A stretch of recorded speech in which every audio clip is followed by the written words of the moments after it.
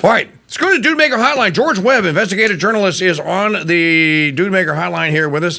He is live on the ground, and it almost sounds like he's a rugby player. He's live on the ground in Butler Township, Pennsylvania.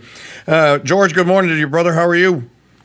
Good morning, Mike. I always love listening to your show, and we're just burning a lot of shoe leather here in Butler. And the evidence is just overwhelming that there's two shooters. I don't know about the tranny thing, but there's overwhelming evidence of two shooters. If you just line up the two wounding victims, it points to the water tower. It doesn't point to the low industrial building. So we have to work on that. You know, once the evidence demands two shooters, now we have to look at the association between the two shooters. And we know one of them, which is Crooks, and we know another story that came out was another shooter, which was this Urich, who had been on the FBI watch list as an assassin for Antifa. And so now we're really concentrating on the connective tissue or the sinew between those two shooters. Okay, so I want to let me throw a challenge at you that someone sent me when I mentioned, because I read from your blog this morning, georgewebb.substack.com, and I am reading that it is simply, why would a second shooter be so exposed on a water tower when there are actually grassy knolls there where they could have been hiding out? Oh, very possible. It's actually, it lines up a little bit to the right of the water tower. So if you line up the two victims, so I'm not married to the water tower, you know, as that's the actual shooting location. I'm just saying it came from in that general area. If you look at the two lines of fire between the two locations. Yeah. All I'm saying is there's two shooters, and so if we keep looking at just one shooter, we're not getting the whole story. Okay, so I saw you with Tyrone Sargent yesterday, and I hope Tyrone's all right. Is his ear okay? Well, he took a bullet for me, but I appreciate it. We lined ourselves up, and I was one victim, and he was the other, and it lined right up with a water tower, if you remember. I didn't have Tyrone today, so I had to use two trees, but you get the idea. But he's fine. He's fine. Okay, George, I'm gonna. I want you to this is going to be difficult for you. Just remain silent for 12 seconds.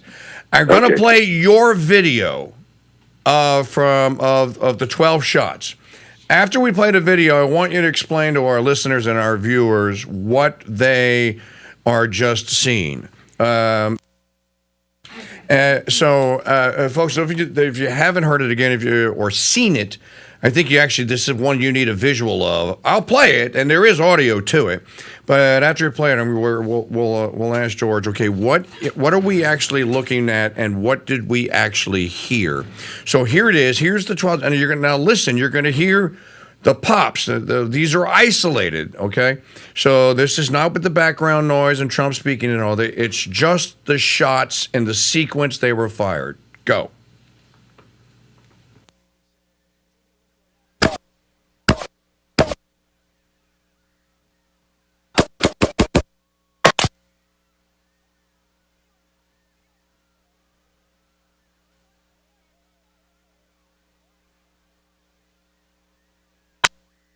Okay. First off, what is that last one, and why is there a 4-second delay? Well, you know, there's a lot of it's just sound. It's 11 shots. It's 11 percussions, basically, and we don't have any other, acoustic isolation other than that. But you can tell clearly that last click is much lower intensity, much less coefficient of force, than the previous two, which are more plosive, if you will. Yes. So we don't know if that's there are these little, Reagan thought he was shot by this, what they call a camera gun, which shoots if you have the radial saw where you cut boards, when you were a kid, right? Yep. If you had that little disc, it's just a little spinning disc. You've seen these ninja assassins throw this little tiny spinning disc. And the advantage of that is it can cut through skin and get into the lung or wherever you're trying to get to as a secondary, very difficult to find assassination weapon. And Reagan had, if you remember, this small little metal disc in his lungs. and he would go back every year to the Hilton on his birthday to celebrate the second shooter. People don't realize that about Ronald Reagan. Not only was Hinckley's parents dining with Bush during the shooting, but then Reagan would go back just to tell George Bush, "Hey, I know there was a second shooter," because it wasn't a bullet in him; it was this little shard of a disc. So I don't know if that's what it is. This is total speculation.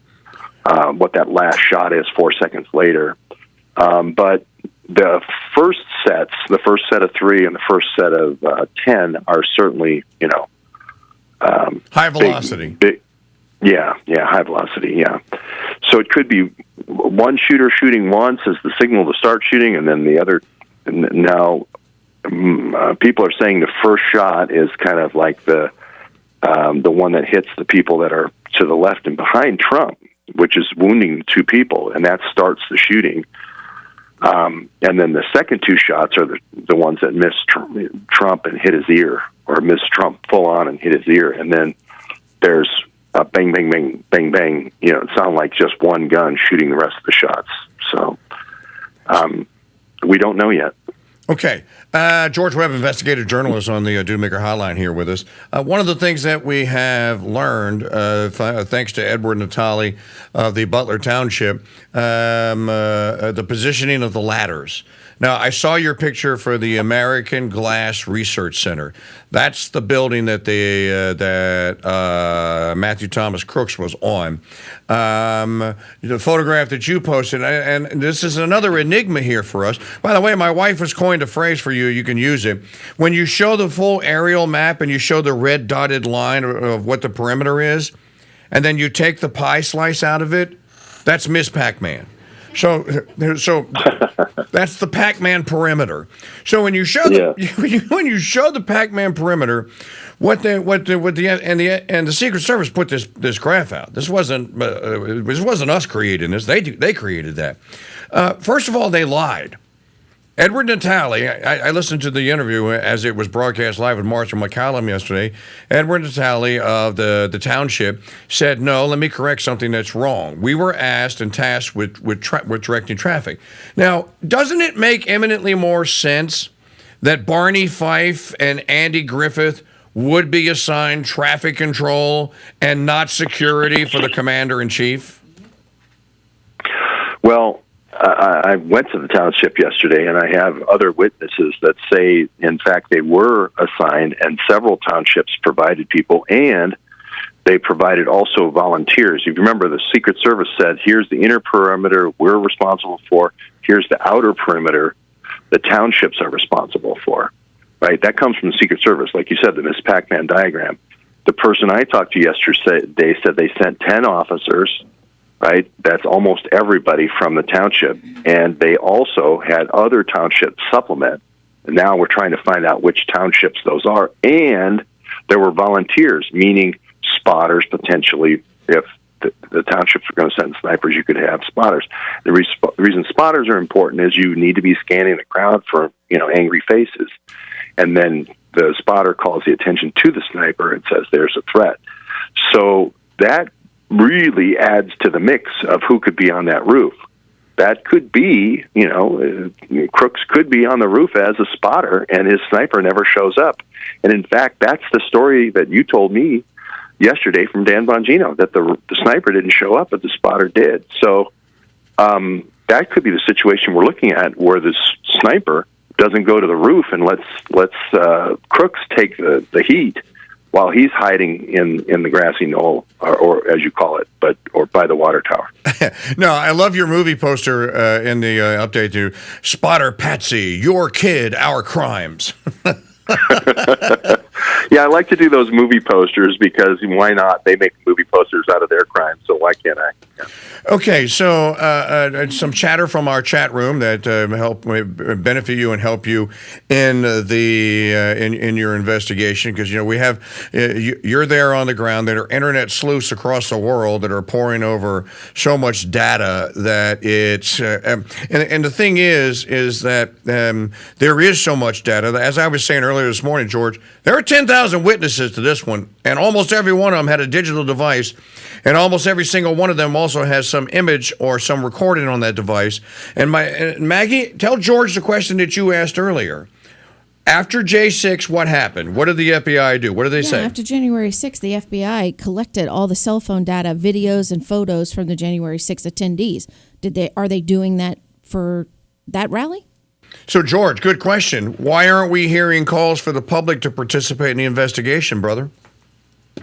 Well, it's the two-shooter scenario certainly will come out in the analysis, and we don't have, because everyone left so quickly, it's very difficult for people to collect now like they did in January 6th. I know filmmaker Michael Carlin was collecting a lot of J6 stuff before the FBI was able to get it, and he has a lot of that for when I was at J6, but for this one, you mentioned that everybody has a digital device, and I talked to a sound expert today where you can take a collage of phones that are recording things and with their geolocation can create a 3D Gaussian model.